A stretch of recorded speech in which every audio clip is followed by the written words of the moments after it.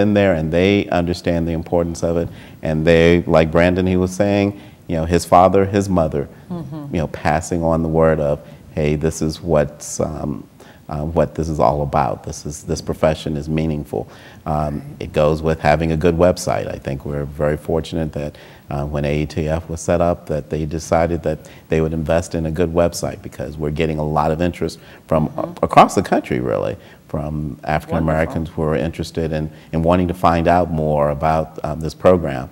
And I was at a meeting earlier today where a woman heard what I was doing and came up and said, you know, I have a brother and a sister-in-law who are wanting to move to Charlottesville. They're African Americans, they're teachers, but you know, they're not really sure, you know, what can you do to help them? So I think that because of what we do, because of the people that support it, because of the board that we have, it makes it so that people want to respond to this.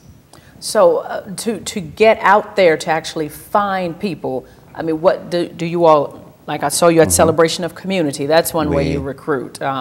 We do a lot of connecting with community. We do Mm-hmm. that. We have fellows who go out. Brandon, in fact, was in Hampton last month with the HR department from both the city and the county schools, helping to recruit in the Virginia Beach area. So we do a lot of touching various colleges and community to build the support and the interest in AATF. And how did you hear about AATF?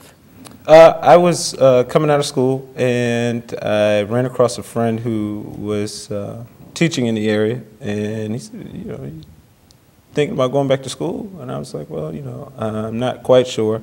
So he passed me on to a lady who works in the HR department, Mitsuko Clemens Nazir, who's very influential in getting me to go to the website, look it up, you know, staying on me, you know, make sure you're doing, you know, doing what you need to do. Make sure you're doing what you need. She's a good one. Being a mom away from where I'm from, and I greatly appreciate it, and my family does too. So hearing about it and going online and seeing that was how I got connected. Okay, and you had mentioned the website, which is AATeachingfellows.org. Right. On the website, well, you can learn all about AATF, but you all have the scholarship application, which is coming up. Talk a little bit about that, Rudy. We accept applications twice a year, in May and November. And so May 31st is the deadline for the fall semester applications. So if anyone is interested, they need to go to the website, as you mentioned, AATeachingfellows.org. Call me at 220-4264, our AATF office, or send me an email, rabeverly@gmail.com. Any of those ways, we'll get back in touch with them. But we have this deadline, May 31st. And at the deadline, what we're looking for, the applicant must give us a college transcript, verification that they've kept up their grade point average, 2.5 or higher, a plan of work leading towards graduation, a copy of their financial aid statement, a writing sample, and then 3 academic or character references. Okay, all right. And we also want to encourage you, the viewers, to ensure that we can keep a program like AATF going. We need, and to have fellows, we need you to support AATF, and we'll have the contact. Well, Rudy just gave all the contact information, but we'll be sure to have that on at the end of the program as well. Because again, I think what you're doing is great, Brandon. I was able to do a little bit of teaching myself on a provisional license, and I love it. I love impacting with the youth. So I'm more so impressed because you are a male and a black male in the school system, which I would love to see more of. But and I wish you the best in that. But let's talk about a little bit of the challenges that you all face as an organization. What would they be? Well, I'm just going to roll off the conversation that we just had about recruitment. A challenge is first finding highly qualified folks, and as Rudy said, we have this deadline coming up in May, and I think we've had at least 3 applicants thus far, and we're hoping to see as many as 10 to 15 this year. We've had a lot of people to respond.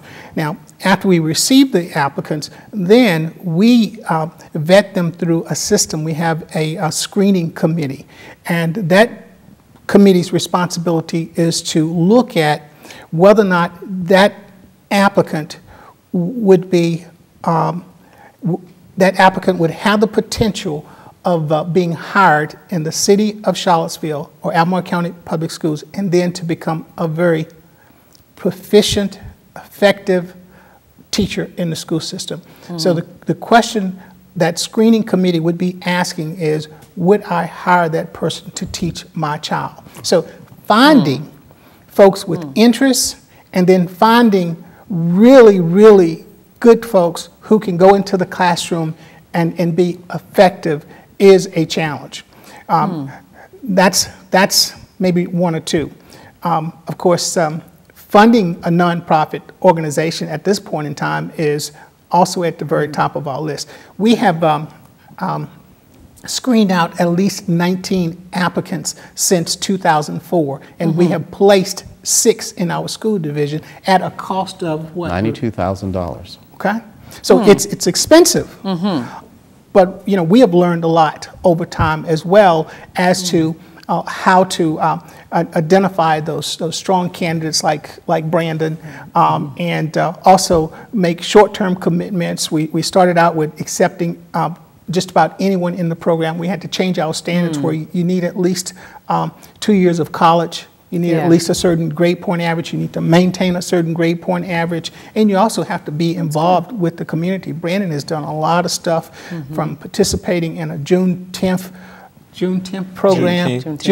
program to working with high school students. And that's a part of his giving back. Wonderful. That is great.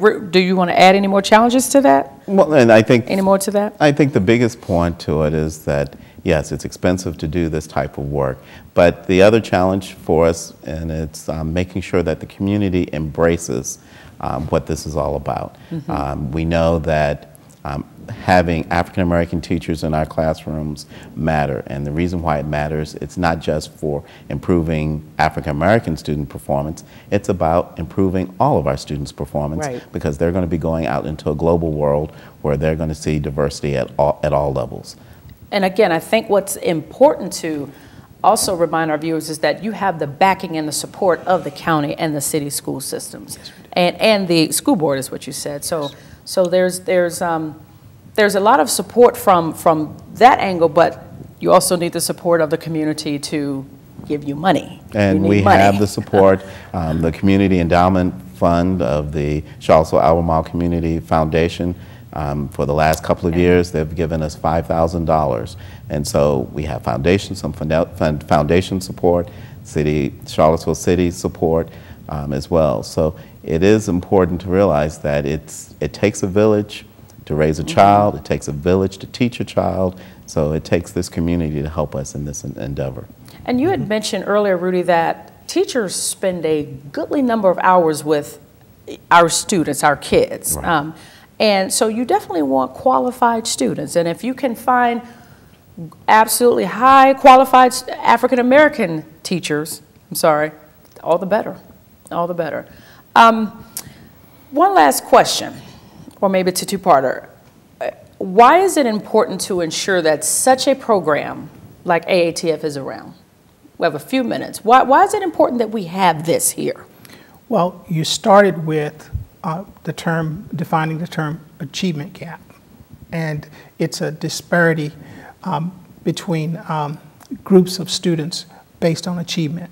And when we look at that disparity in achievement, the African American student and those students who are economically disadvantaged are at the very low end. And so this program is designed to have an impact on that African American child, because we, as educators, we realize that rigor is important, how you challenge students through high expectations. Establishing relationships with students is very important, as well making the content that you're teaching relevant to students. Who's best to address the relationship, the rigor, and the relevance than another African American for this population that's underachieving at this point in time? And on the other end of the spectrum, I happen to have 2 children in this Albemarle County school system. Both are performing quite well in school.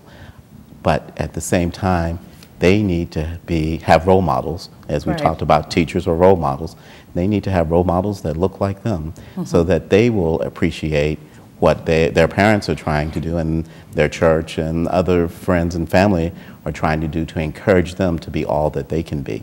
So it's not just on the one end where we want to address the achievement gap, it's on the other end where we want to make sure our children who are doing well get the encouragement and the support so that they will continue to do well.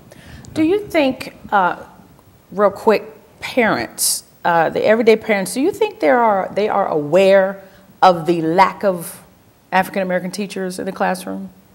Well, whether they are aware of it or not, they have very little control of it. I think that what they need to be aware of that we have some really, really outstanding teachers in our school systems, whether they are black, white, Hispanic, Asian.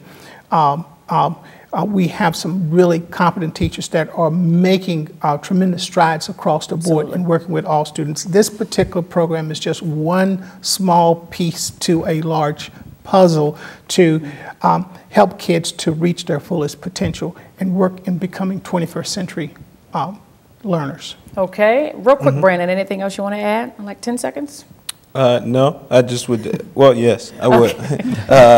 In thinking about what is out there for the community to know, I definitely hope that the community continues to not only encourage the county to support this program, but also encourage students as well, regardless, because whether they see the number of teachers, whether we meet the goal or not, we're going to meet it. They're going to have to push on. And that motivation piece is what all these children need, and all of the children in the county and the city have to have that support.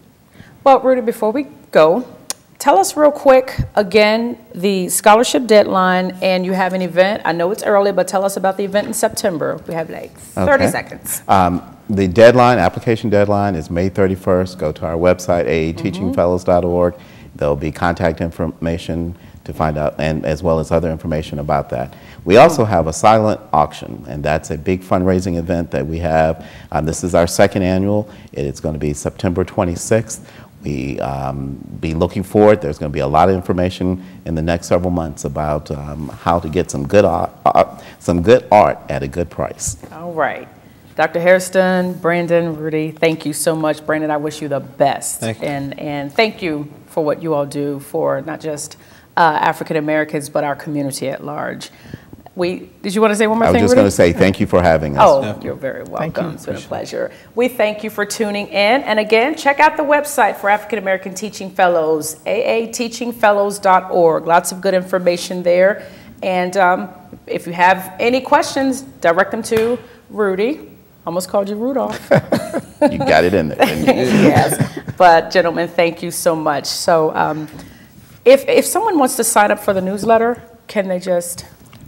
Once again, give me a call. I'll be happy to send them a newsletter. Okay. All right. He's chopping.